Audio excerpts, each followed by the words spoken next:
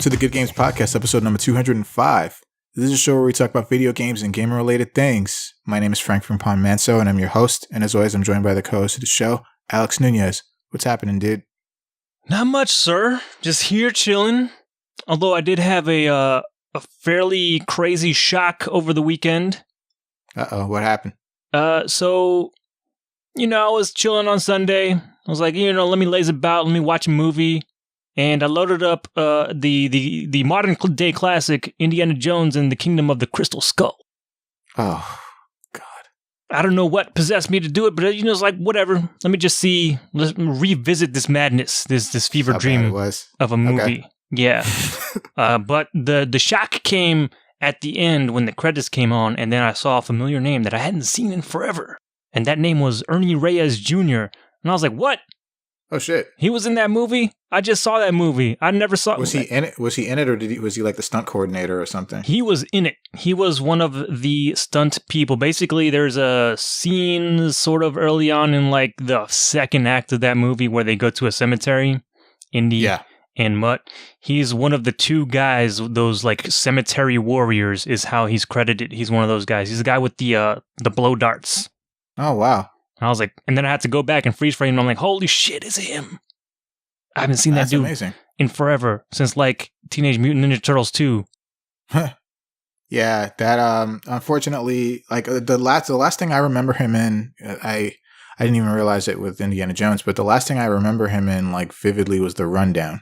Yeah, I remember. I saw pictures of that in his IMDb page, but I don't know if I saw that movie all the way through, so I didn't remember. Okay. Yeah, it was around the middle of the movie, and The Rock and Stifler, on their adventures. They wound up in this I guess this area that wasn't familiar to them or the audience. And they encountered these dudes who were like kind of like native to that area, and like this one dude was fucking The Rock up, dude. It was really bad, and it was him. It was Ernie Reyes Jr., and I recognized him almost immediately, but he does look different. Now, not because of age, but unfortunately, I don't know if you knew this about him, but unfortunately, he's very sick. Oh, really?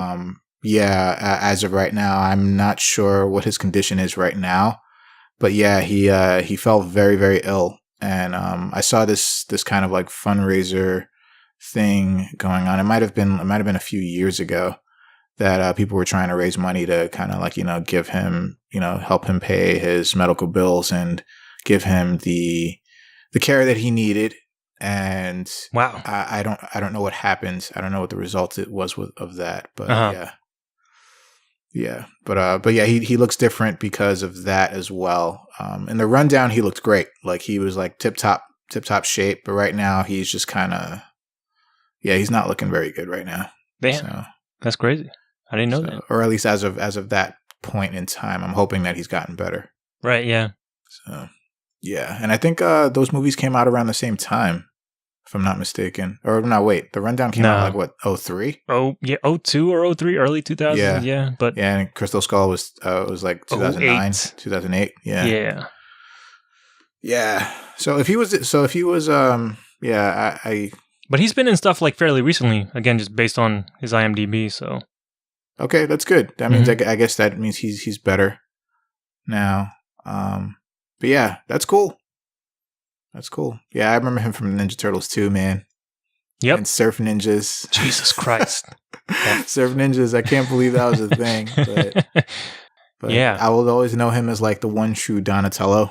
Because like, he was Donatello's quote unquote mocap, the guy in the costume. Oh, really? Okay. Yeah, and I think Turtles 1 and Turtles 2, even though he was in Turtles 2 as well. But yeah. Right, yeah. That's why I feel like in Turtles 1, that's why you've noticed they pay a lot of attention to Donatello. And it's because, Ernie Reyes was super talented. He still is. He's super talented, and yeah. Yeah. But yeah, just seeing that name was like a blast from the past. I was like, my God, he's still doing stuff. Yeah. Yeah, I actually, I don't know if so I saw this thing the other day, and I know this is kind of weird for us to be talking about this here, but it's fine. But I saw this the other day. So you've seen the Ip Man movies, right? The first one at least. Okay.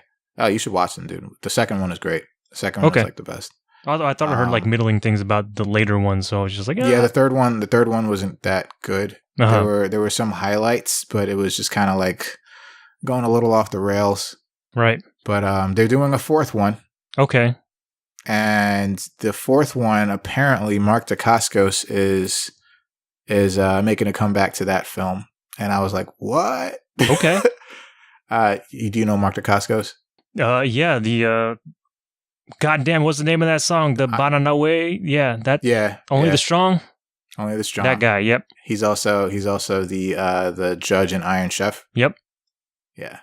So he's gonna be in that movie apparently, and I was like, damn. This dude, I'm like, he's a very talented martial artist. Don't get me wrong, because he was in this movie Drive, which was corny as hell, but the fights were dope. Okay. In that movie. I recommend you watch it if you just like in the mood for like a popcorn martial arts flick. That's different than the Ryan Gosling Drive? Yeah, very much so. Very much so. Yeah, that movie came out way before Ryan Gosling's Drive. Right, okay. But yeah, Drive was really it was fun. It was a lot of fun to watch. I was actually looking for Ip Man on like Amazon Prime, but I think I saw like did a remake or something? Yeah, they have a lot of them. So they have like the Ip Man movies, and then they have like the Ip Man reboot movie. I forgot what it was called. Uh-huh. It was like Ip Man Return to the Beginning, or I don't know, something like that. And it was like a younger Ip Man played by a completely different actor. But then they had like this movie called The Grandmaster, which was also supposed to be based off of Ip Man. But it wasn't really the character, which is weird. Okay. And then they made Ip Man 3 and Ip Man 4, which is coming soon, supposedly. So, yeah. Saga continues. I think they might have like one more spinoff in there somewhere too. Okay. But yeah, I definitely recommend watching the second one. The second one is really, really good. I like the first one a lot, but the second one just turns it up and brings everything like, it's fucking dope, man. Okay. It's fucking dope. If you like the fights in the first one, you'll love the fights in the second one. Yeah, the first one was great. Yeah, the second one, the final dude, who also died in real life, R.I.P. Darren Shalavi, but he played this dude, this American boxer called Twister. His nickname is Twister. This dude fucking sick. Serious. I was super impressed by that dude, and I have a funny feeling that's why they brought Mike Tyson into the third one for that one fight. I didn't even know that happened. Jesus Christ. You didn't know that? You didn't know he was in it? Nope. Yeah, man. Ip Man fights Mike Tyson, and it's actually not a bad fight. It's probably like one of the best fights in the movie. Wow. Okay. Yeah, it's pretty good.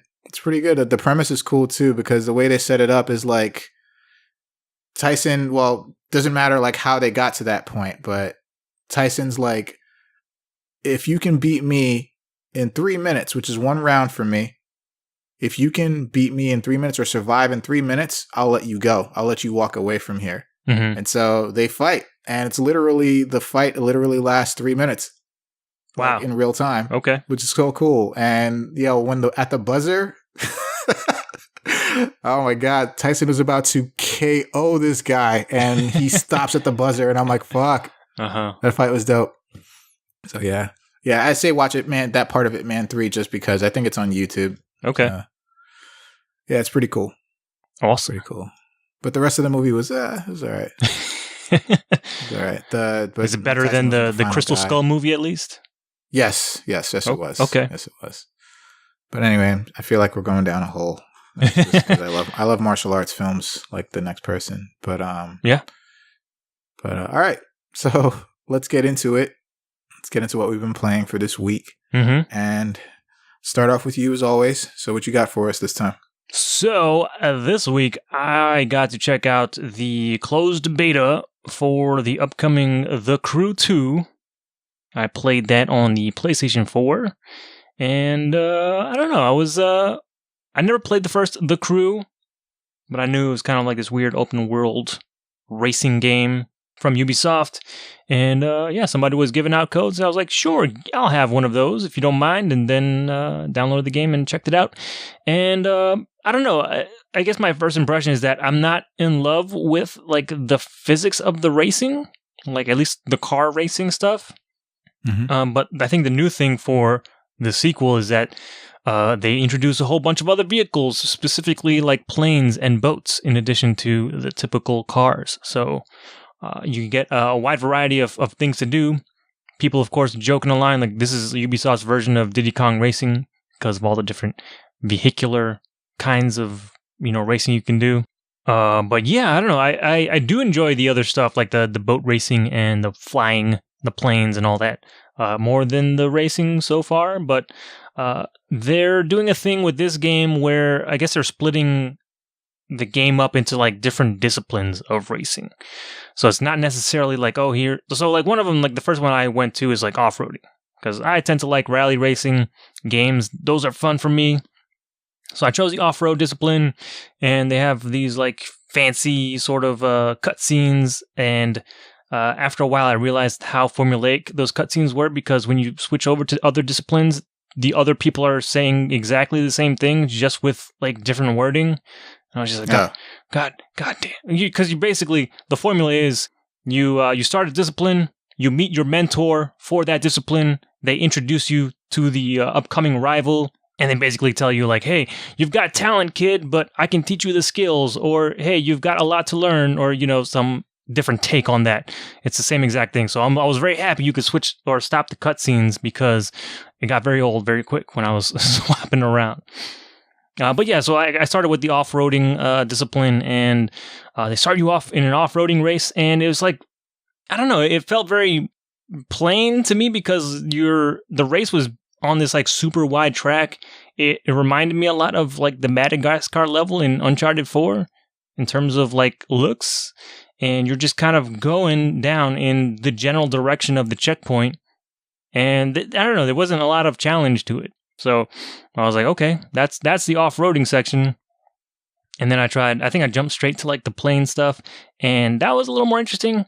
I forget what they call that discipline. I think it's the freestyle, because it's more on like doing tricks and stuff. So you jump in the plane and then you start doing tricks. And there's like a checklist for those types of events where you have to do a certain amount of tricks. And then once you've done those tricks, there's like a freestyle portion where you can kind of do whatever tricks that you want to get points and stuff. And then eventually there's another section of mandatory tricks that you must do and so on and so forth.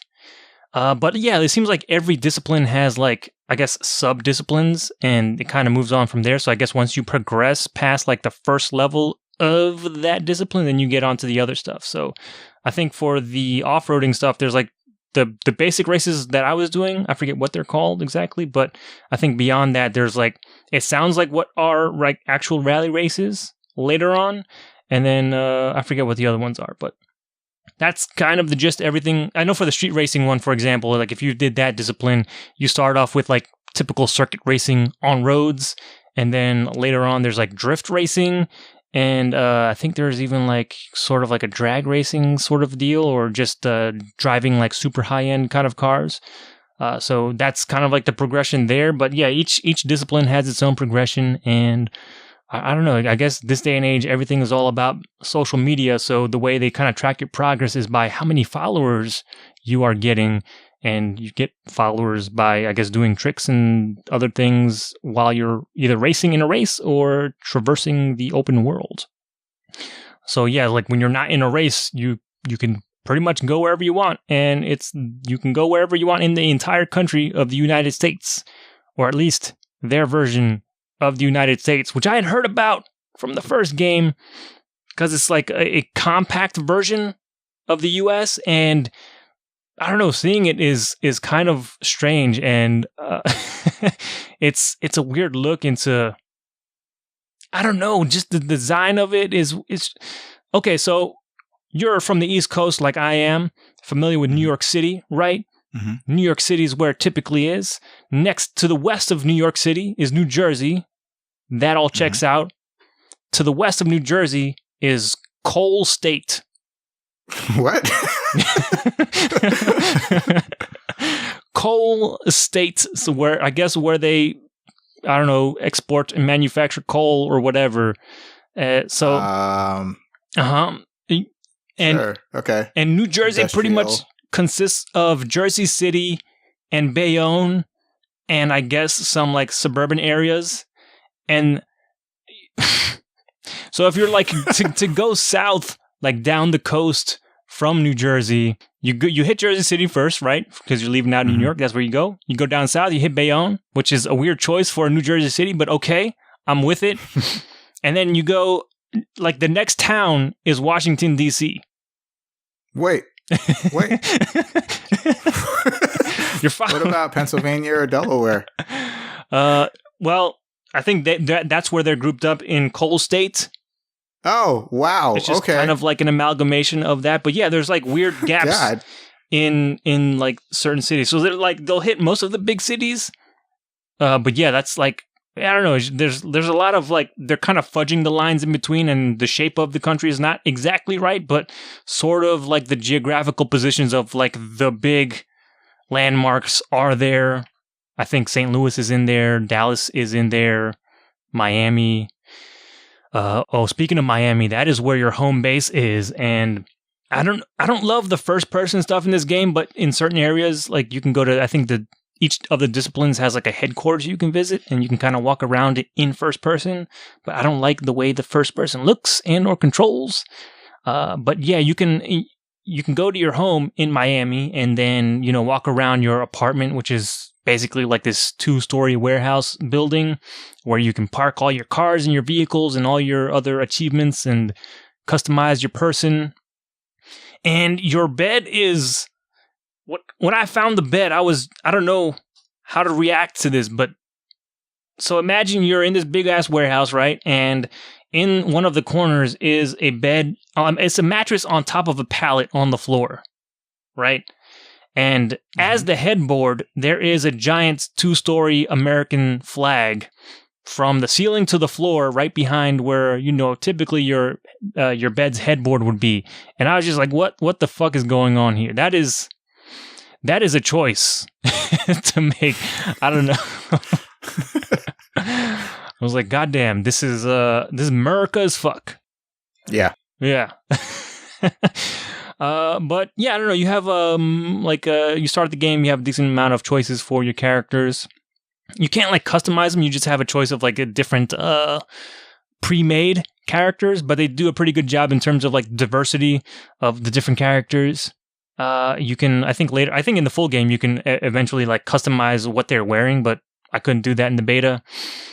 The intro to the game was kind of wacky. I don't know if they ever do this later on in the game, but they kind of like intro you to the different kinds of racing. So you start off with a street race, and then it kind of transition almost like Inception style to the next type of racing.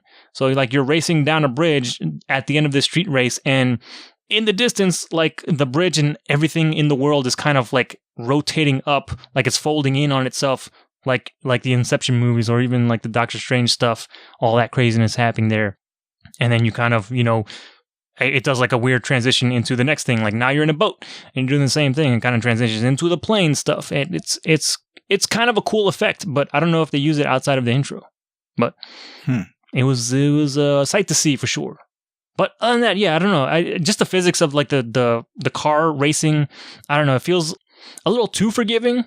I guess I like sort of learning how to master my vehicle and learning how to brake and drift properly and all that stuff. And it seems like the game is pretty forgiving in terms of guiding you down the road so that you either avoid stuff like obstacles, or if you do hit an obstacle, it's not as devastating as it maybe should be.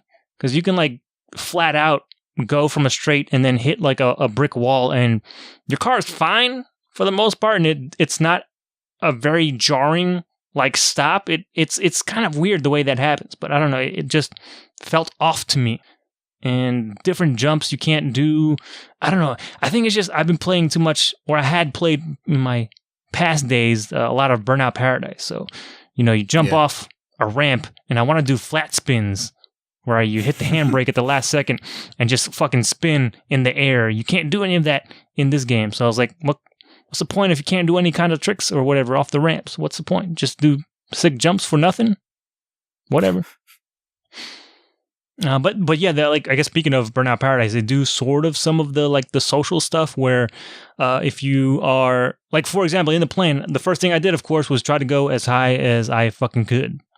And as soon as I got as high as I could, then I went in a complete vertical nosedive, and I went down and tried to go as fast as I could, and then I set like some airspeed record or whatever for the area. So like I guess other people in the area or just people on my friends list would see that, oh hey, Alex, he set the airspeed record in this area. You can try and beat him if you want. Or you can do different tricks and stuff like that, and it applies to all the different vehicles as well. So there's some sort of social aspect to that.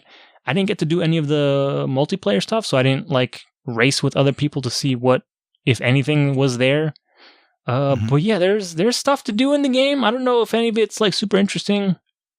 There is a weirdly like a photo mode in the game that like will occasionally pop up. So like if you're in different areas of the country. So like I think I was in California or something, and then there's like a little quest came up like, hey, take a picture of or take a photo op of a bear. I was like, okay, well, that's random, but whatever. And yeah, you go around and try and find a bear, and then if you find a bear, you go into the photo mode, and the photo mode is pretty good because it lets you like rewind too. So if like you just missed the where the camera angle should have been, or what the camera angle that you wanted for the picture. You can rewind a little bit from where you last were, and can get or line up that perfect shot. Take a snapshot. Yeah, cool. But yeah, I didn't expect to have like a Pokemon Snap component to this driving game, but here we are. And I'm trying to think what else. There was something else that I wanted to talk about, but yeah, I don't know. I was glad to kind of check this game out. I had heard good things about it, but I realized, or have confirmed for myself now, that this game is probably not for me. Just not a fan of like the. It's basically, it comes down to that. It's just the physics handling for for most of the vehicles I don't jive with. Oh, here's the other thing I forgot to mention. There is colored loot in this game. So you know how all these other games, like pretty much any major game nowadays, has colored loot where you know the different quality, the different rarity is defined by the color. So you can get purples and golds and greens and blues, and that also exists in this game, which is weird. So yeah, you complete races and you get like loot for completing those races. But also, if you're driving around, your radar will occasionally ping. And you basically drive in the direction, and if you're getting closer to that loot box, the radar will ping more frequently. So it's kind of like a hot-cold situation where you have to find the loot box out in the world, and you find it and you open it, and there's goodies for you in there, and you can apply those goodies to different vehicles that you have. So yeah, I don't know. I don't know how I feel about that. You know, putting colored loot on a car game. I mean, sure, every other game has it. It gives some people a thing to grind for, but it just, I don't know. It's just bizarre to me. I don't know if that's just my old madness kicking in, but here we are. But other than that, that's what I've been doing in The Crew 2, which is, I think, out at the end of this month. Okay. So yeah, look forward to that. Cool. Yeah. What about you, sir? What games have you been playing? Well, I want to talk about a game that is near and dear to everyone's heart, at least everyone here. Okay. So I picked up the Street Fighter 30th Anniversary Collection, and I picked it up for the PS4. Okay. And what am I going to say about this game? Okay, so for this game, for what it's worth, the game is very good for what it's trying to do, or what it tried to do, but I feel like it fell short in so many ways. And let me explain. So, the Anniversary Collection, for those who don't know, comes with Street Fighter 1, Street Fighter 2, Street Fighter 2 Turbo, Street Fighter Championship Edition, Super Street Fighter 2, Super Street Fighter 2 Turbo, the 3 alphas, and the 3 Street Fighter 3 games. Yeah. So it's a lot of games, right? That's a pretty good price, and at a $40 price point, that's not a bad shake. You get a lot of games. Mm-hmm. Granted that they're older, but you get a lot of games for a really pretty good price, and yeah, and there's also online for like the later iterations, like the final iterations, I should say, of the respective series. So Super Street Fighter 2 Turbo, Street Fighter Alpha 3, Third Strike. And is it Street Fighter Hyper Fighting 2? Yeah, it's Street Fighter 2 Turbo. Yeah, Hyper Fighting. Yeah. So, cool, right? It's good because we didn't really have like an online option, so to speak, for Turbo and Super Street Fighter 2 Turbo. Yeah. Or Alpha 3 really. Mm-hmm. So, nice. So that's good. That's good. Good options. Yeah. Okay. So the first problem, which is one of the biggest problems that I feel that Capcom really messed up on, is that they are the arcade ports of all of these games. So the console versions of most of these games they have more content. Now, they might not have run as well as the arcade ports, but they had more content, and I feel like something in a collection like this deserves more content.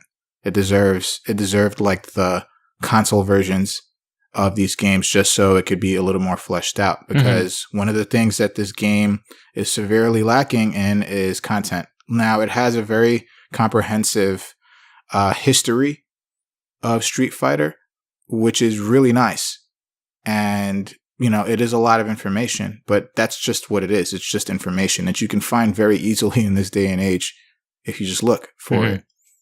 The content within the games, though, are interactive, where you can actually play these different modes in these different games. They also made a huge mistake with the online versions, the online game, the games that you can play online. So first off, the netcode is pretty spotty. So it's either you're going to get, I'd say it's like almost 50-50. You're going to get a really good connection or a really bad one. To the point when I say bad, I mean pretty much unplayable. Stuttering music, stuttering animation. It's not conducive to playing a fighting game or any kind of online game with that kind of setting. Uh-huh. So there's that. And then so let's take Alpha 3, for example. Alpha 3 is great game. Fantastic game. Although I prefer Alpha 2. But Alpha 3, it's still like, it's just because it's the vanilla arcade version of the game. So that means you don't have any of the extra characters. You don't have any of the extra modes. It just is what it is. Yeah. And unfortunately, it limits a great game like that, because that game, when it was expanded to the 2.0 or 3.0 versions of the game, so if you want to call them that it really like brought the game, like it really gave that game like new life, like a really fresh coat of paint with so many more different variables. And I feel like they really missed an opportunity to make like a definitive Alpha 3 online version that everyone can get into. Yeah. And again, I'll go back to my previous comment saying, like, why couldn't they put Alpha 2 online? Because I feel like Alpha 2 is just as good. Yeah. As Alpha 3. Because Alpha 2, like, to me, Alpha 2 felt like more Street Fighter, like raw Street Fighter. I don't know, like the style, the characters that they had, just everything about it. It just felt like a really solid game. And it still is, but unfortunately, it's not like the Alpha 2 Gold version, which is expanded and has more characters, and there that is again, even like down to like some of the options, like the music select, like you can't select like the arranged versions of songs in any of the games. It's just straight up arcade, like, so, and then let's move to Third Strike. right? So they've already had a Third Strike Online edition that came out for PS3 back in 2011, I want to say. And that game is great. Like, that game, it has content. It has extra things added to an already fantastic game. And it was also not the arcade version. It was the expanded console port of Third Strike. Mm-hmm. So, akin to the Dreamcast version. So, this version of Third Strike, the online version of Third Strike for Anniversary Collection, is just the fucking arcade version of Third Strike with nothing extra.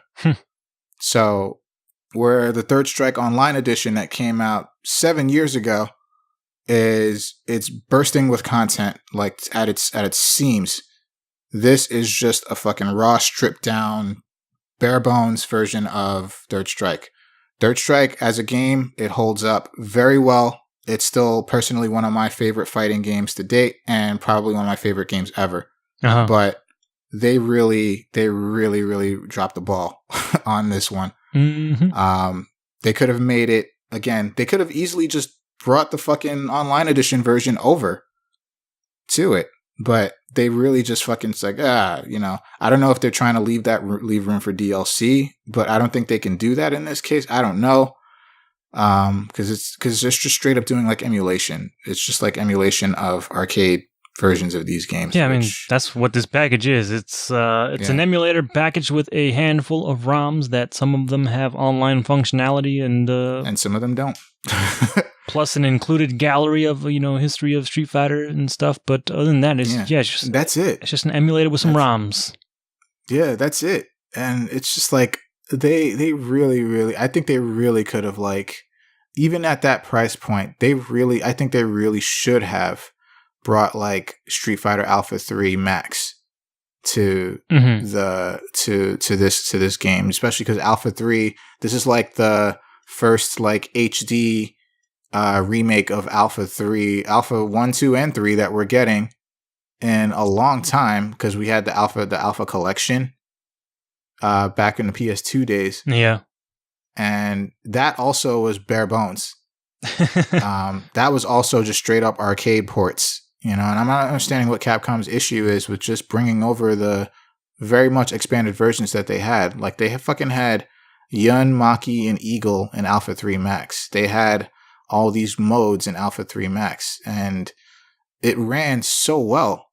Yeah. Like, I don't understand. I mean, it's also a slippery slope at that point, because you have a certain group of people that want the arcade versions. They, people screaming arcade perfect versions of the game, please. And then at that point, if you want to do anything extra, it's like, why not include every single version of those games? Like, fucking ROM dump every single thing that has ever come out. And at that point, it can kind of get messy. But it's like, you either do one or you do everything. And I guess at that point, if you have to choose, you might as well just choose the one thing instead of the whole package. I understand. I do. I just feel like it's still... I feel like on the part of the publisher, on the part of Capcom, that this was definitely a choice for them because it's easier to do. Yeah. And they know Street Fighter is money. Yeah. It's like it's printing money, basically, because it's a household name for a lot of people. Mm-hmm.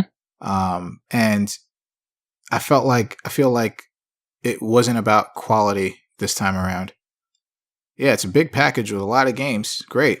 Mm-hmm. But it's still not about quality. It's about quantity here. And I feel like they still really, really, really missed out, that they weren't paying attention to like a collector's edition, or anniversary edition, I should say. Feels like it should include more than this. Yeah. But that's not what this is, and I'm honestly, I'm disappointed by this game. I am. And I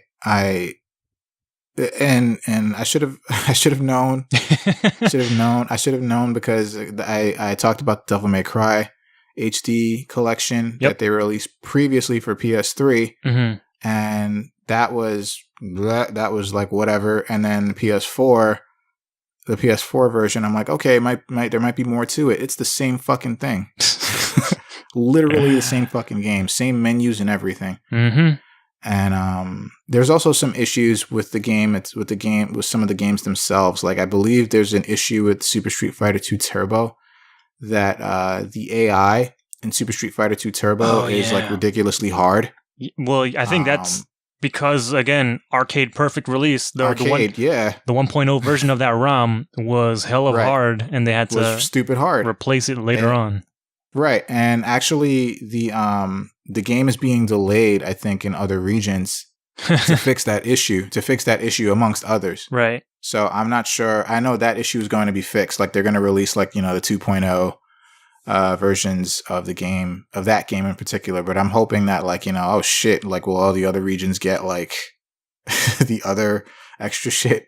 Like, or Alpha 2 Gold, or Alpha 3 Max, or Third Strike Online Edition. I doubt it. Yeah. I mean, it's hoping, because I'd import the shit out of that. But yeah. But in any case, I am disappointed, because this had the potential to be a lot more than it could have been, and they dropped the ball big time in my personal opinion. This is not. I don't recommend, if you have. I'm gonna just say it. If you have Fightcade, you don't need this fucking game. Yeah, you don't.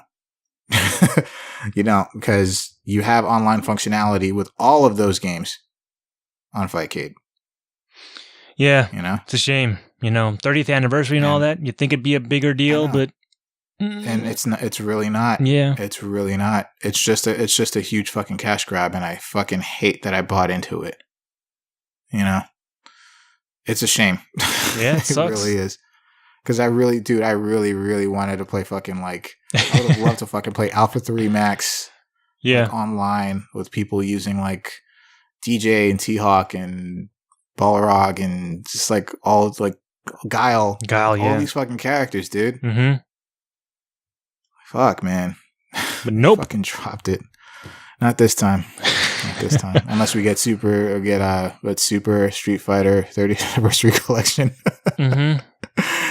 And then we'll get and there's also the Ultra Street Fighter 4. Ultra Street Fighter 4 comes with it as well, sort of. You have to pre-order? You have to pre-order. You have to have pre-ordered it, and you get Ultra Street Fighter 4 for free. Yeah. I already had that on PlayStation anyway, and I have it on PC too. But yeah. I'm kind of glad, because I sort of, like, just looking at the package, I'm like, there's not a lot of meat on this stuff, so I was like, I'm kind of glad I hesitated on buying this. Now, I will say that the games, for the most part, like, if you're playing, like, the single player games, or if you have a good online collection with some of the online games, that they run well. Yeah, they run well. They look great. I'm not going to take that away from them. And again, the history, the gallery, the history of Street Fighter is very comprehensive. You get to see, like, pretty much the development, the step-by-step development of, like, the games through the years. And it's good. Mm-hmm. It's good. I just feel like that's fine and all, but this is information that has been archived for decades now, and it's not a big fucking release. It's not a big fucking deal that you're releasing it in this collection. You could have given us, like, more full-on games here. Yeah. Where you have a point of previous ports, previous editions of certain games that are better than this one. Like the Third Strike Online Edition, you're better off just keeping that. Just keep your PS3 or Xbox 360 just for that, because that's the way you fucking do an online edition of a game. Yeah. Not what they did here. But sad face. Yeah. I'm disappointed big time, but yeah. That's all I'm gonna say about this game. I don't really want to talk about it. It just gets me upset, man, because so much potential. But you keep falling for it, man. Capcom did it again. You sure did. Got me again. There's a new Mega Man collection, at least. That's okay. Those are at least full-on games. Oh, yeah, they they are. They're full-on games. That's that is what it is. It's something. I'm looking forward to Mega Man 11 and the X collection, because I get to have all the X games in one in one shot. Yeah. It's great. But yeah, if you have these games in some other way, shape, or form, even if you have the fucking HD remake of Super Street Fighter 2 Turbo, like, just stick with that one. Wow. That's fine. Yeah. Yeah, stick with that one. That's fine. Okay.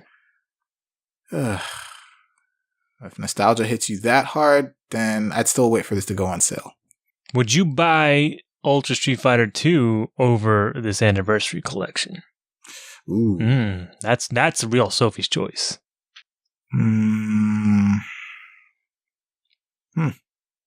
Because in Ultra, you can at least they have that goofy mode where you can throw Hadoukens and the Tatsumakis with the fucking motion mode, controller. Way of the Hado or something like that. Yeah. I mean, I got the game for free. Mm-hmm.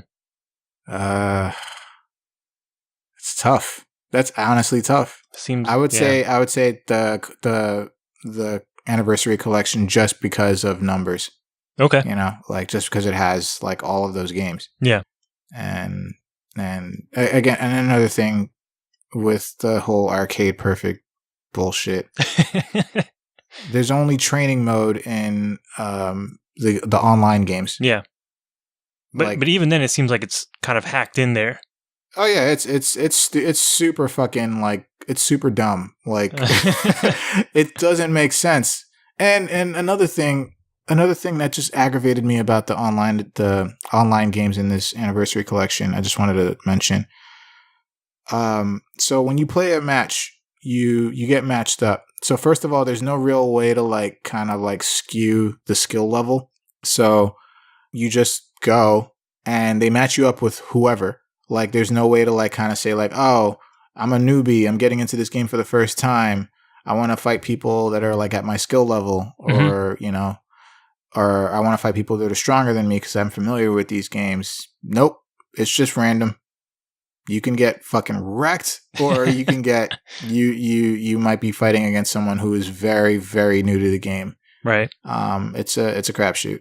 And, you know, kind of like the arcade, but at the same time in the arcade, you see the same people after a while, and then you kind of know like who's good and who's not and whatever. Mm-hmm. But yeah, so there's that, and then there is there's the fact that when you finish a match, there's only an option to rematch or to go all the way back to the main menu. There's no like go back to the online lobby or anything. Weird. Like it's just you just go all the way back to the main menu, and then you have to go back into the online lobby and then wait for your next match, which is weird. Okay. I'm like, that's kind of weird. Yeah. So yeah, that really just kind of like, because it really takes you out of like the whole mechanic of playing online, where you can kind of like keep in the fight or go right back to just waiting your turn. Yeah. But yeah, it just really, really aggravated me when I was just like, what? So, oh well. So, yeah. But all right, that's it. I'm done.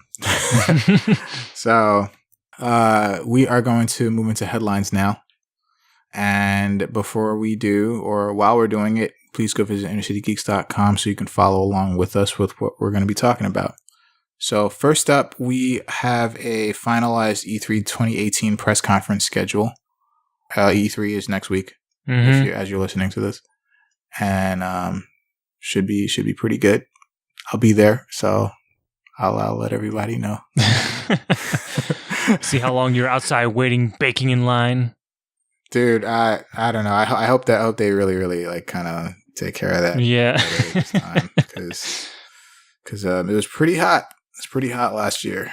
Luckily, I was under shade for a good portion of it, and then I ran into Knuckles, and he was further ahead in line than I was, and so yeah, all right. We wound up inside after not too long.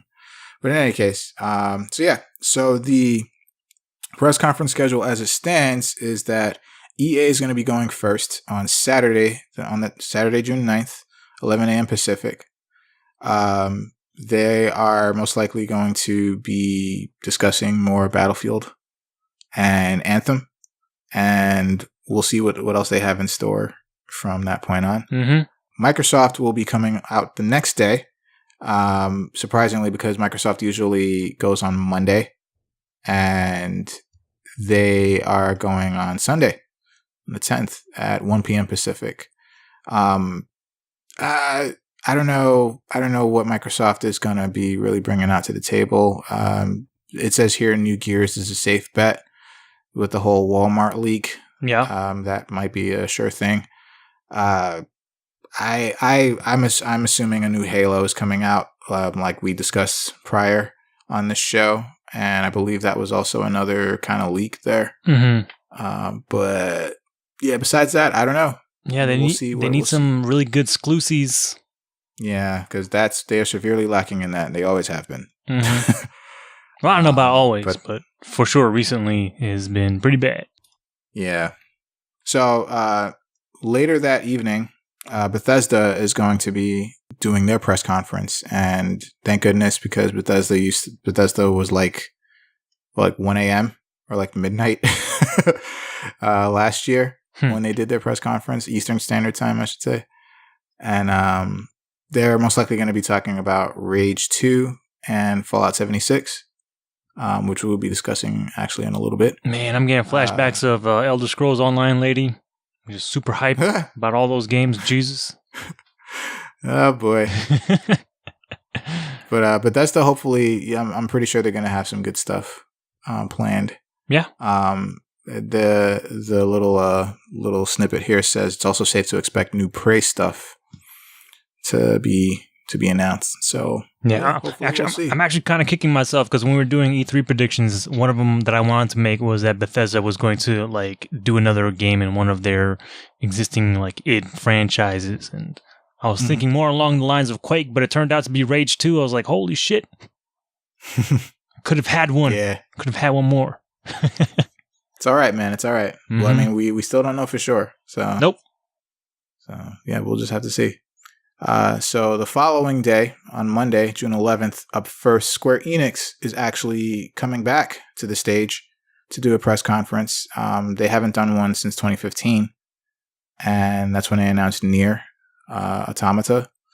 And they are definitely going to be talking about Kingdom Hearts 3. We're hopefully going to get a release date on that. I'm 95% sure they're going to finally announce a release date for Kingdom Hearts. Supposedly it's this year.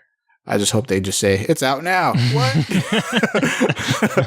Since when? So, yeah. They're going to be talking about Dragon Quest XI and most likely Shadow of the Tomb Raider. They're supposedly Final Fantasy VII Remake got delayed, as we've talked about in a previous episode on this show. But we're not sure if they're going to actually say anything about that. And the upcoming Avengers project that they teased a few months back. Oh, God, yeah. Hopefully they'll be shedding some light on that. And I don't know. It says here, plus, doesn't it feel like it's time for a Final Fantasy 16? I don't think so. Absolutely. You think so? Of course. 15's been out for a while now. Might as well tease the next one. Tease the next one, and then have it take 10 years to come out. Yes. But, yeah, well, hopefully we'll see. But, yeah, Square Enix is coming back to the stage, so that's good. That's something. Looking forward to that Kingdom Hearts news. Because there have been, like, people that have actually played the game, like, played a build of the game, and I was just like, oh, shit, so that means it's real. Do their uncles work at Nintendo, too? No. I don't know. I mean, it's like most of these people, like Polygon, Kotaku, they've gotten hands on with Kingdom Hearts. So. And that's that means it's out now. Nope. No. Okay. Get hit with that hot delay, baby. I can dream. Please be patient. Out. We're pivoting Kingdom Hearts 3. Instead of a video game, it's going to be a straight-to-DVD movie. Fuck, dude. Don't do that. So, next up, later that day, Ubisoft is going up at 1 p.m. Pacific, and they most likely are going to, have these big surprises. They've already confirmed a Division 2 Assassin's Creed Odyssey, which was recently revealed, and Skull and Bones. And I don't know about Beyond Good and Evil 2, because they teased that a few years ago. They're going to show off that, hey, we finished a second animation for one of our characters. Look at how, be proud of us, please. Jesus Christ. I don't know, man. Like, I hope that they've actually been working on it, like, legitimately. That when they announced it last year and they said they're doing, like, that whole, it seemed like a Kickstarter thing, that crowd sort of whatever. I don't know what the hell they're doing with this thing, but my God, that doesn't, I don't know, it doesn't instill a lot of confidence. Doesn't bode well. In me, God.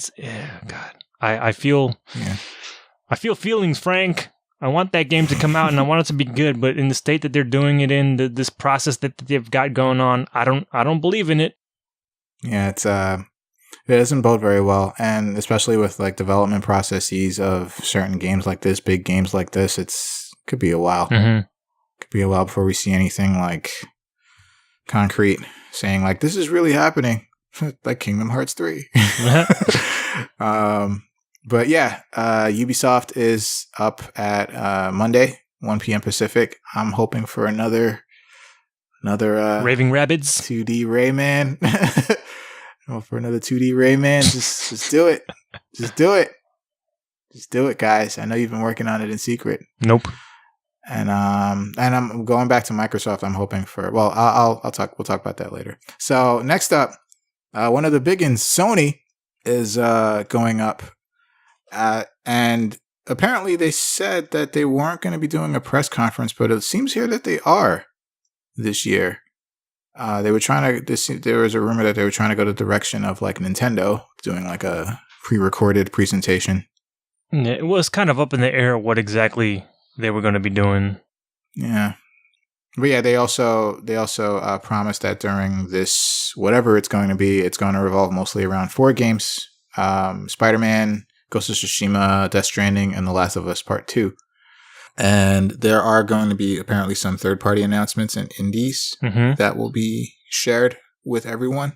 But besides that, not too sure. There was that From Software game that it says here that I remember. That was at the Game Awards, so hopefully that'll be a little something that they shed some light on. But yeah, so Sony Monday, June 11th at 6 p.m. Unfortunately, I will be flying into LA at that time, so I will miss it completely.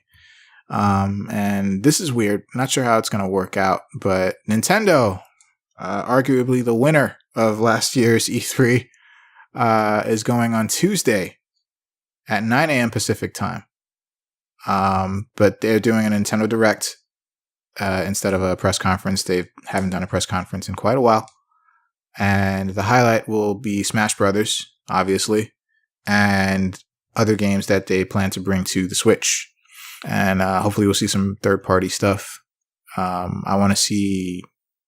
Yeah, I just want to see like more. Like I think like someone was saying like a new Zelda, and I'm like, what? Too soon. That's way too soon. But I don't know. You never know. It says here that hopefully we'll see a fresh glimpse of Metroid Prime 4, which I'm really looking forward to. Okay. Or even farther out of the gate, Mother 3. Come on, let's be realistic, please. Hey, you never know. But yeah, I don't know. How do you feel about all of this, man? Anything that you're looking forward to? I don't know. I'm just looking forward to all of it. I want to know all the stuffs, and I'm going to be parking my ass on the couch and looking at all these streams because I want it all. I want to know everything. Yeah. Although it's not in this schedule, but I do know some other like smaller entities are also doing conferences and stuff. So like Devolver Digital is coming back for another year. They're doing probably some other crazy, wacky thing to follow up last year. And I was kind of surprised to see like Limited Run Games is also doing something. So, I don't know. Really? I'm a fan of those guys. I want to see what they're up to. So, I don't know. Lots of stuff happening around E3. Yeah. Yeah, and there've also been like, this also seems like some of the major publishers that are listed here have been like steadily like revealing like smaller games as the event is drawing closer. drawing nearer. And not everything is announced in the press conferences themselves. Sometimes things happen on the show floor or released afterwards. Right, or after the fact. Yeah. So, it'll be a pretty steady stream of information from now until then, until, the events end. And even then, there might be like some little things here and there that get announced. After the fact. I'm also really looking forward to seeing if during the Microsoft presentation, really what I'm looking forward to is if they shed more light on Ori and the Will of the Wisp, because I need that game. I needs that game in my life. Wow. Yeah. Okay. So cool. So E3, let's look forward to that. I'll try to do the best I can to play a lot of these while I'm there. Although the lines are going to be stupid. But if it's anything like last year, it'll work out.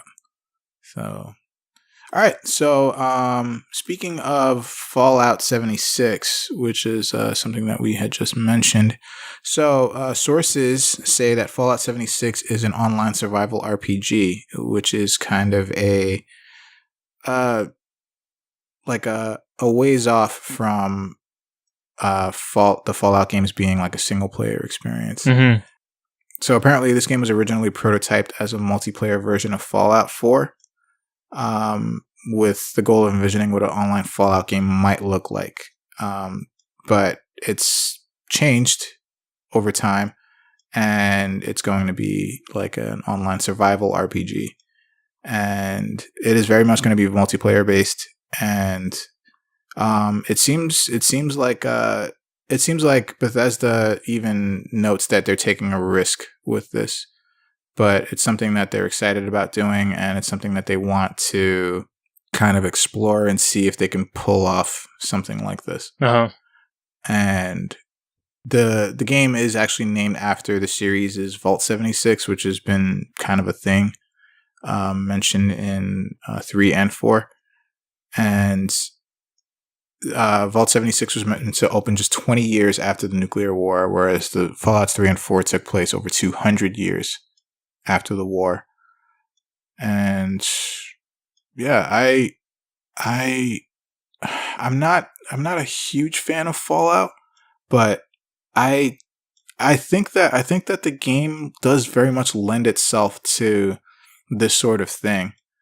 But I just hope that it's not like a whole thing that's been done already before, and that they're just trying to, do it just in their universe, so to speak. So, I don't know. We'll see. We'll see what they have to say about it. We'll see what they reveal about it at E3. Yeah. But what do you think? It seems interesting. I'm kind of glad that they are willing to try something interesting or new or different with this big franchise of theirs. Yeah, the online part of it, the fact that it's basically a prequel because it's, Vault 76, they're like the first guys out after the Fallout, and they're the ones rebuilding. And I think, according to this article, it's like kind of pre any of the super mutant stuff that was happening. So it's a possibility to explore a new version or a different side of, or a different timeline of this whole Fallout universe that maybe people haven't seen before. So I'm excited for other people because, again, I like you, I am not a big fan of Fallout games, but I know a lot of people out there are. Yeah. So hopefully this does well by those guys, the fans of this franchise. Yeah, sure.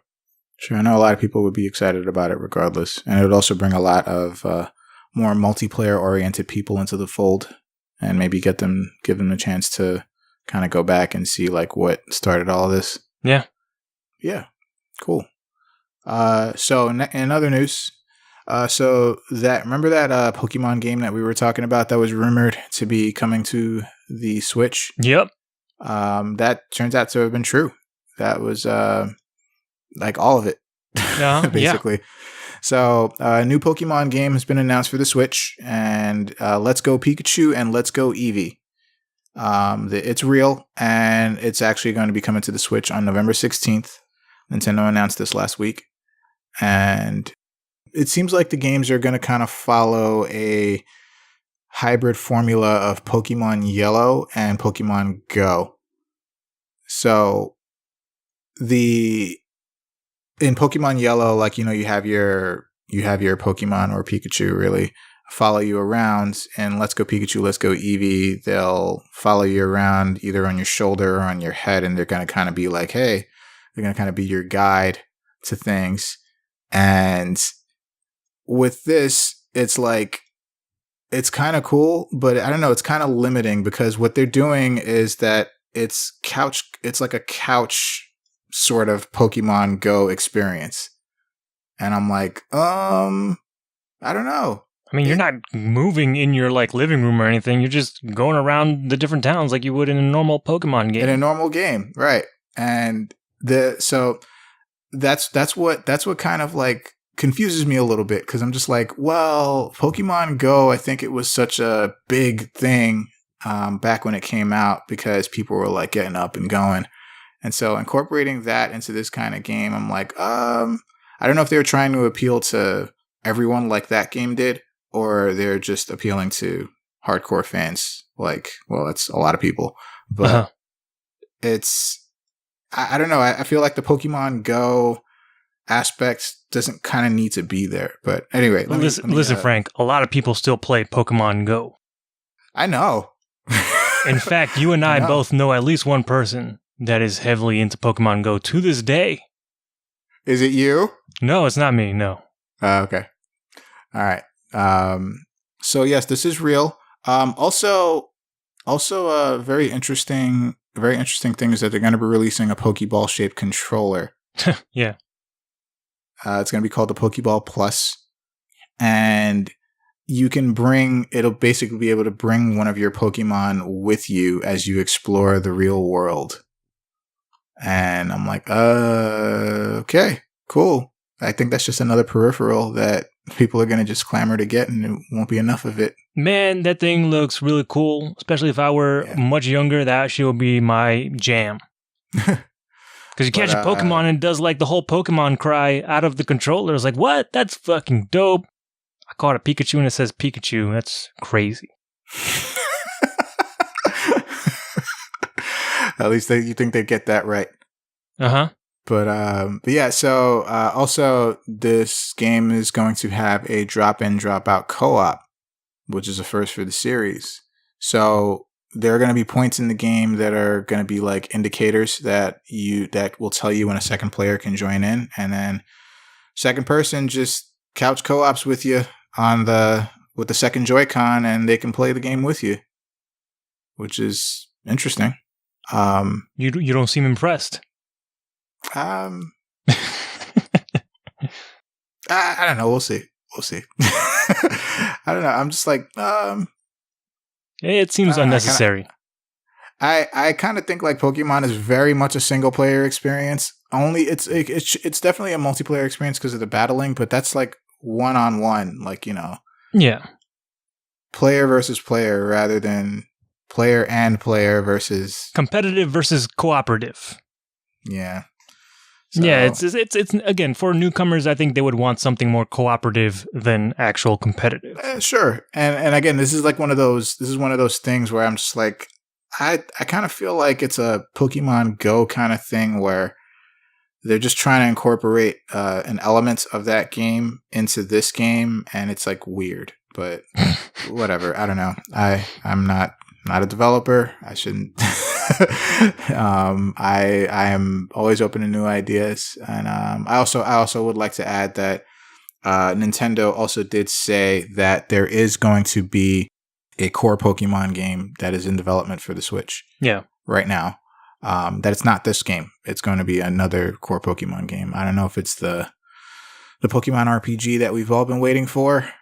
That's what they, I think, imply when they say core game. Dude, that's insane. That's insane, because then people will forget about all the other systems and Pokemon will get all the money again. I don't know about all that, but okay. And Pokemon's it's pretty big, man.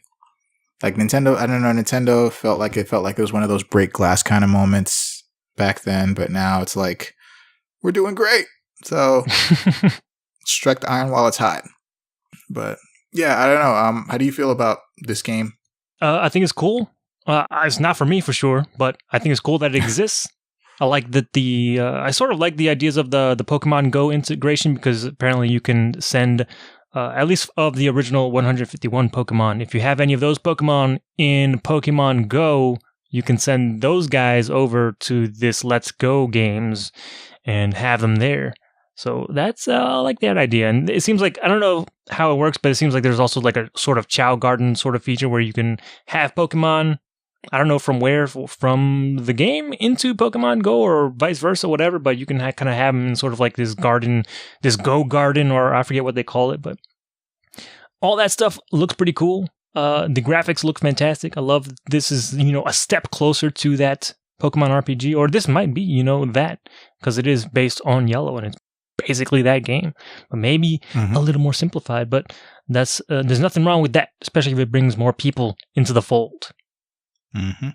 What I'm really eyeing on is that 2019 Pokemon game. That's what I want. Yeah, I think everyone's looking forward to that one. We'll see what that is. Mm-hmm. Mm-hmm. I don't know. Nintendo might say something about it next week. So, all right. And next up, so Bungie, you know Bungie very well, Alex. That I do. Yes, they apparently got $100 million for a new non-Destiny game. Okay. Yes, they have been quietly working on a non-Destiny game for some time, and they acknowledged it for the first time because they announced a partnership with Chinese publisher NetEase that will raise them $100 million. And the money apparently in the press statement says that we're excited to announce that we've entered into a new partnership with NetEase to help us explore new directions. With their industry expertise, they'll empower us to build new worlds and invite players new and old to join us there. They'll help us support separate teams inside Bungie to bring our newest ambitions to life. So they also acknowledge players of Destiny, saying that if you play Destiny, don't worry, Destiny's good. It's safe. It's not going anywhere for a while. Mm-hmm. They say that it's they're gonna continue to develop it and they have plans for it. So don't worry, Destiny players, you're safe. They're not gonna abandon the project as it is. So yeah, that's about that. What do you think about this, man? Are you excited for a new non-Destiny project by Bungie? I have no idea. It would depend entirely on what it is, because that, I just need to know what it is. I'm not like 100% on board with, everything that Bungie does or any other developer. But I am interested in what this project will be. They say that this is a Chinese company, and like immediately I'm thinking like, what is this, a free-to-play game? Is that where we're going with this? I don't know. But yeah, on the face of it, it seems shocking because like they can barely make the one game, and now they're going to make another game alongside the one game. But yeah, again, with this like infusion of money, they can, and they say it here, they're going to have separate teams for each of the projects, and they already have a lot of outside help on Destiny too, because they're bringing in Vicarious Visions and probably other Activision people to help with Destiny 2. Because even Vicarious Visions, I think they were pretty much responsible for the last expansion. So they've already got people helping out with Destiny, so that probably helps freeing them up or that might actually, now that I think about it, that might be the reason why Vicarious Visions did Warmind, was so that maybe the core Bungie team could at least get the ball rolling on this new project. So that adds another little wrinkle to this whole thing. But yeah, I don't know. I'd like to see more on what this becomes, but I don't know. I'm just like, whatever for now. Okay. Fair enough. So, speaking of Bungie, Alex has a very exciting bit of news, especially for him, that I think he wants to share with all of us. Sure. So, go ahead, man. Tell us all about this whole thing. So, Bungie also announced their next big expansion for Destiny 2. It's kind of the big one that everyone's been waiting for. Everyone has taken king-like expectations for. And that expansion is called Forsaken. and they had a big live stream on Tuesday, basically detailing a lot of what to expect from this new expansion. And I'd say there's a good amount that is been long awaited, long anticipated for this game. So first of all, in this article that we linked to, it has the big 9-minute trailer, or Vidoc as they call it, kind of showcasing a lot of what is going to happen in Forsaken. They sort of tease some bits of the story, like it's going to evolve around Cade, which kind of makes sense because he's the last of the Vanguards that hasn't had an expansion kind of story focused on him. Not that the other ones have been necessarily focused on the other Vanguard members, but they have been a sort of central focal point there, involved in the stories or the goings on and what's happening there. But yeah, there's a whole bunch of gameplay stuff. We return to the Reef, which is a place that we only got to visit. It only acted as a secondary tower in the first Destiny. So it's not like we got to roam around and shoot stuff, but now we get to do that. So that's kind of exciting to see this reef area, just to see what the outdoors of the reef looks like.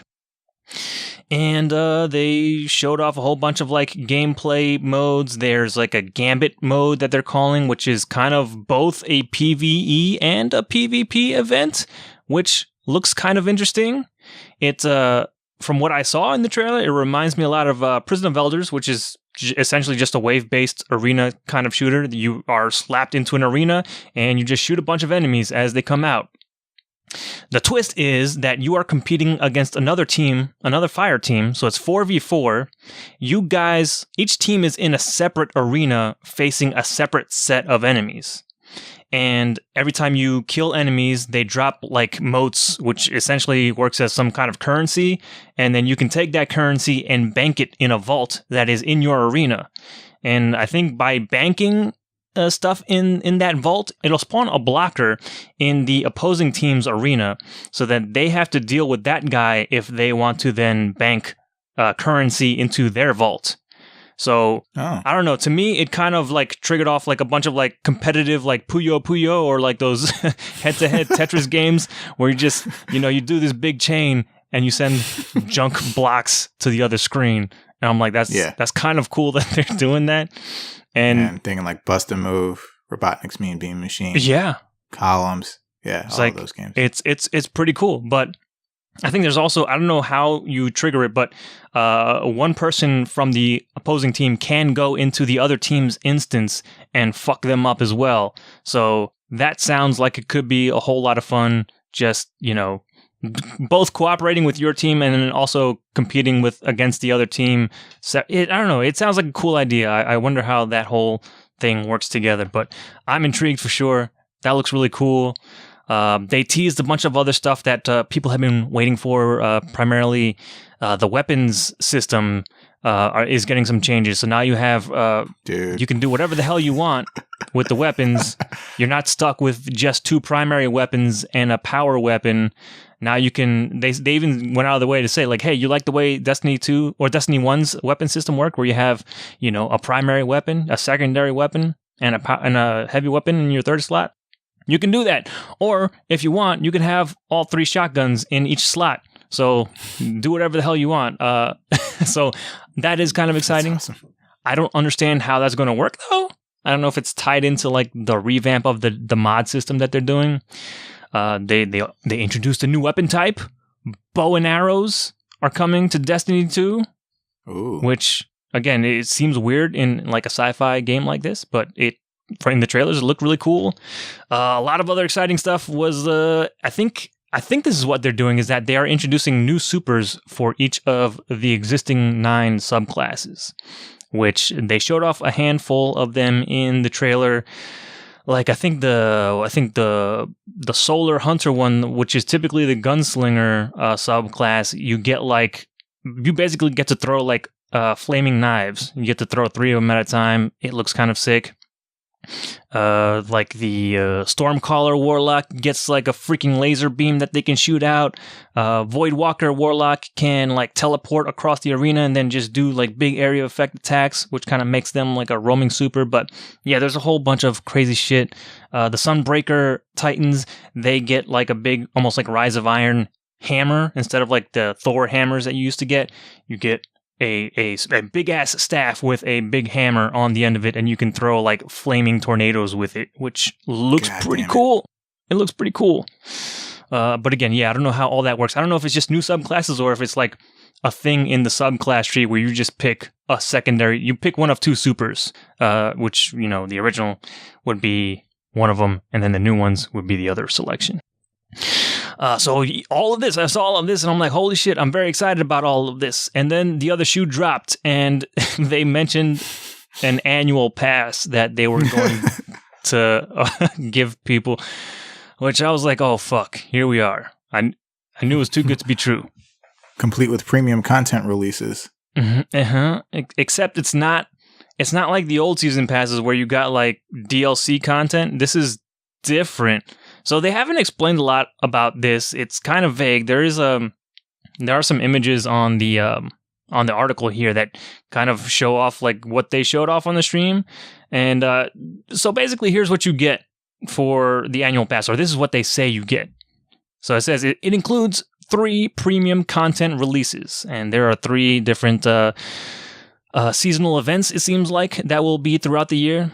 And you'll get rewards from those, including endgame challenges, new weapons, armor, and vanity rewards to collect, new and returning exotics, new pinnacle activities, new triumph records to collect, and new lore to discover. And I just looked at that and I'm like, that's incredibly vague. What is that going to be? Because on the face of it, it seems like what they've done in the past with some of like the free seasonal updates, like for the Dawning, for example, which happened I think early on in this year or in the wintertime. That was a free event, and they introduced some new stuff with that. And it seems like these are also in that vein, just more seasonal events, except this time they're going to charge you for a bunch of the goodies that you get from those events. So I don't feel great about that on the face of it. That could change if they explain more about what it is, what this whole annual pass is all about, and what you get. The thing that kind of peeves me a little bit is the whole new and returning exotics, which makes it seem like you have to pay I think it's like $35 standalone just for the annual pass. And if you have to pay that to get like some of the new exotic gear, that's kind of shady. I don't love that. But yeah, it's I was not happy when I heard about this annual pass. Otherwise, the Forsaken expansion alone costs $40. But if you want the bundle with Forsaken and the annual pass, that's going to run you $70. But yeah, I don't know. It's there's a whole bunch of stuff. There's more stuff that was announced here. I highly encourage you to watch the trailer if you are all interested in what's happening with Destiny 2.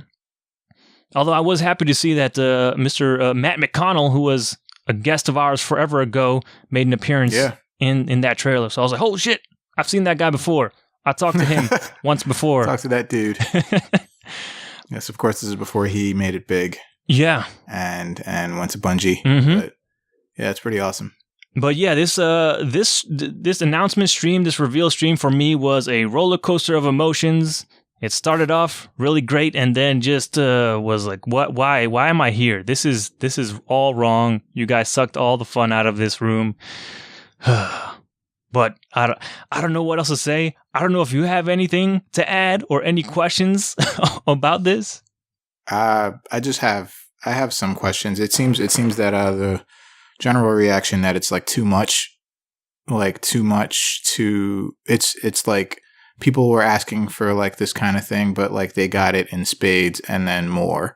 And I don't know, do you generally like, is the content that they have within it, like all the things that you can do within the Forsaken expansion, is it a lot, or is it generally just like even like right down to the pace of it, is it all just too much, do you think? Or do you think like it's something that is sorely needed in this game? I think it's all sorely needed in this game. Okay. Because as it is, there's stuff to do now. Like, again, like there's stuff to do in Destiny 2 currently because of Warmind, but I think a lot of that has to do with how how they basically pumped the brakes on how fast you progress, like how fast you gain power level.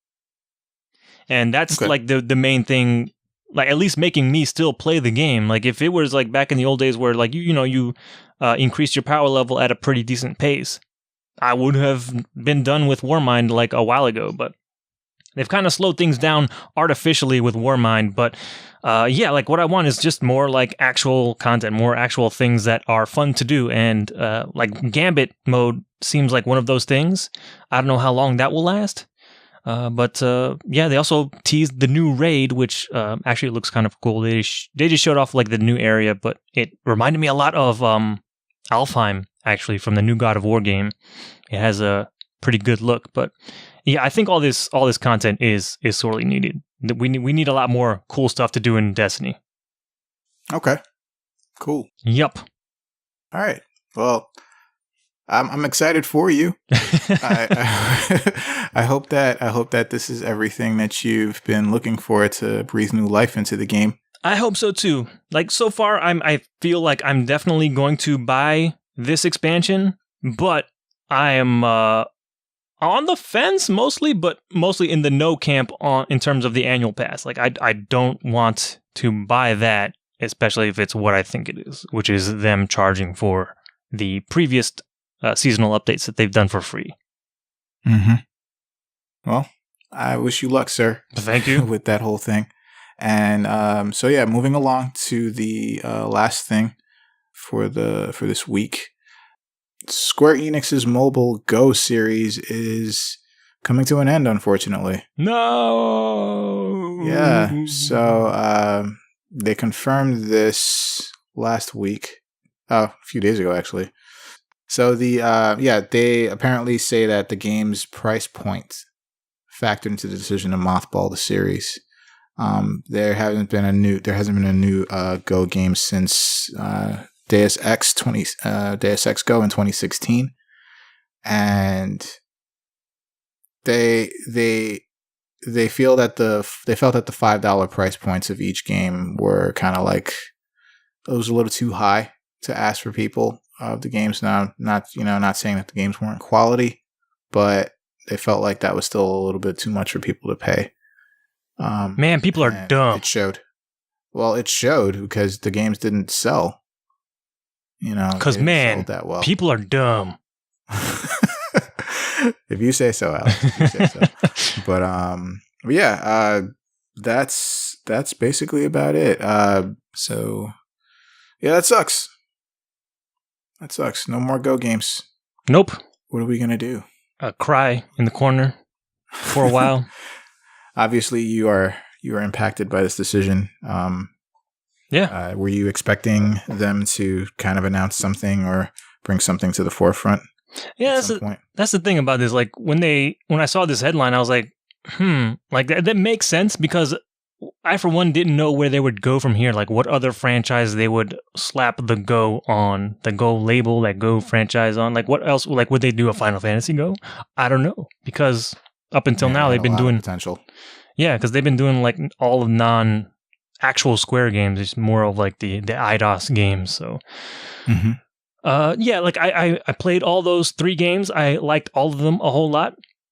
But yeah, I don't know. Yeah, again, I just don't know where they would have gone anyway. So it kind of makes sense that they would end it instead of trying to force the Go thing or the Go moniker onto another franchise or maybe even do a sequel to one of the existing ones. I don't know. But yeah, those games were fucking quality as hell. I bought them like pretty much day one and enjoyed them all a whole lot. But yeah, it's kind of bittersweet. Like I'm kind of glad, it ends on a good note. Like, cause I kind of felt the same way about Deus Ex Go where I liked it, but I guess maybe because I didn't have any kind of connection to the Deus Ex franchise, I didn't really care as much about it. Or if there was something about the aesthetic that kind of, I don't know, it was, I felt weird playing that game, but it still had that quality that the other games had. It scratched that same itch. But yeah, I definitely like Hitman Go and Tomb Raider probably more than that Deus Ex game, but they're all fucking good. They're all great. And it's sad that we won't get any more of those because no one wants to buy mobile games. Yeah. But for people who are sort of interested and still picking them up, they're actually for for Android, they're actually on sale for 99 cents each at the moment. Mm-hmm. So it's not a bad shake. You can pick them up, and it's not going to really do anything, but it's not going to save the series as a whole. But you get to play a cool ass game. Experience, yeah. You'll get to experience those games. Mm-hmm. Yeah. So, all right. So that's going to about do it for headlines for this week. We are going to move into new and upcoming releases, and Alex is going to take us through what we have to look forward to. So go ahead. Yeah, so for this week, the week of June 5th, we've got Blaze Blue Cross Tag Battle. We sure do. Coming out for PlayStation 4, the Nintendo Switch, and PC.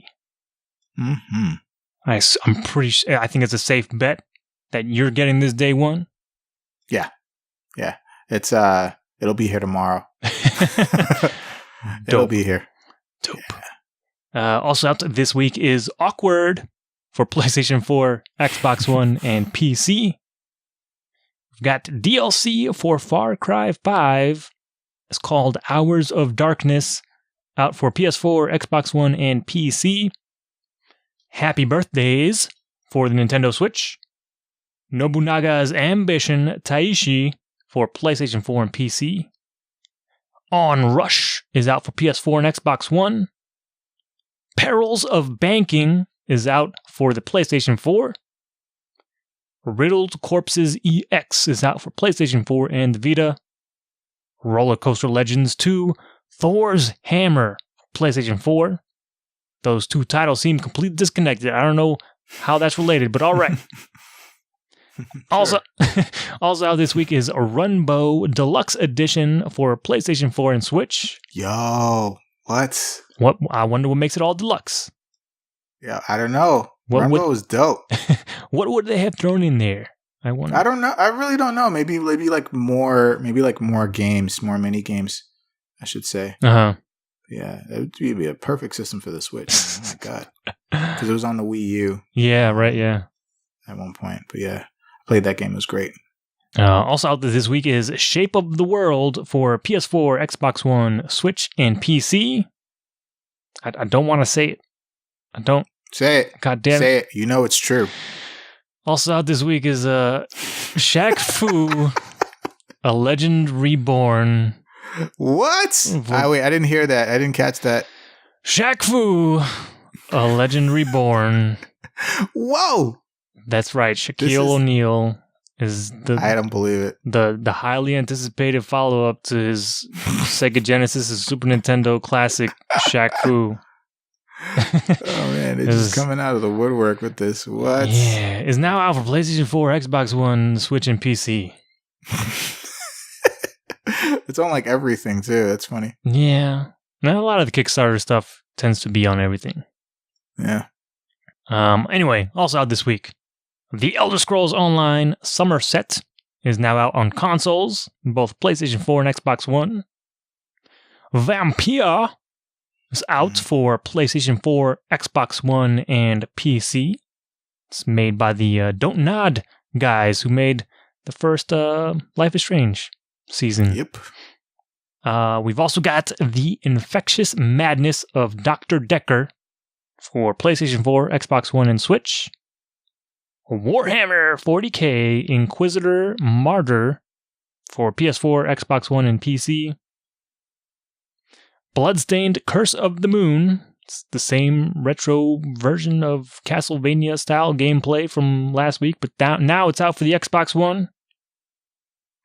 A Magical High School Girl is out now for the Nintendo Switch. I don't even want to know. It's a magical high school girl. Mm-hmm. Wow. Also, I forgot to mention, Riddled Corpses EX is also out on Xbox One as well as the other consoles. And the Banner Saga 2 is out for the Nintendo Switch. MotoGP 18 is out for PS4, Xbox One, Switch, and PC. And Riding Hero Arcade Archives Neo Geo is out for the Nintendo Switch. And on Friday, we've got one worthwhile release, and that is Sushi Striker, The Way of Sushido.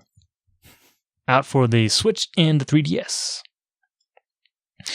And we've got a couple of other things too this week because it is the beginning of another month, and we've got a bunch of free games that you get with your various gaming subscriptions. So for PlayStation Plus this month, June 2018, you can pick up XCOM 2 for the PlayStation 4 and Trials Fusion also for PS4. Zombie Driver HD is for PlayStation 3, and Tom Clancy's Ghost Recon Future Soldiers also for PS3. And for our Vita games this month, you get Atomic Ninjas and Squares. And over on to the Xbox side, if you have a gold subscription, you can grab this month Assassin's Creed Chronicles Russia for the Xbox One. That is for the entirety of June, from the 1st to the 30th. And Smite Gold Bundle, also for Xbox One. You can grab that from June 16th through July 15th. And for the other games, Sonic and All-Stars Racing Transformed is out for Xbox One and 360 for the first half of the month, June 1st to the 15th.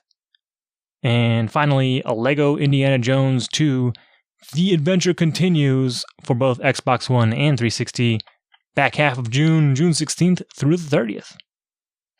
And with that, that's going to do it for all our new releases and everything this week. All right, cool. Thank you very much. And that means we are done with this episode for this week. So before we officially go, we would like you to visit innercitygeeks.com, which is where we're located and where we have a bunch of stuff sometimes regarding everything geek. You can visit our YouTube channel. It's Good Games Podcast. And while you're there, you can subscribe. And it's just another place that you can listen to our show or look at the pretty picture while listening to the show. It's up to you how you want to do that. But yeah, subscribe while you're there either way. You can listen to us on iTunes, where you can also leave us a review. That's the best thing that you can do for us, actually. Just let us know how we're doing so we can adjust accordingly. You can listen to us where all podcasts are available to be listened to as well. I also want to encourage everyone that if you're going to do any kind of Amazon shopping, to go to innercitygeeks.com first. Click on the Amazon banner on the right-hand side of the page. When you do that, it'll take you to the site. Buy whatever it is that you were going to buy. And then when you do that, a little bit of that will come back towards us so we can provide more show and more content just for you. You can reach us on all of the social media outlets, mainly Facebook, Twitter, Instagram at Inner City Geeks. The Twitter for this show is at Good Game Podcast. And you can also email us at goodgamespodcast@gmail.com. We do read our emails and we do pay attention to them. So feel free to just say, hey. And that is going to about do it for this one. Thank you for listening, as always, everybody. And in leaving, we say, good games, everybody. Good games.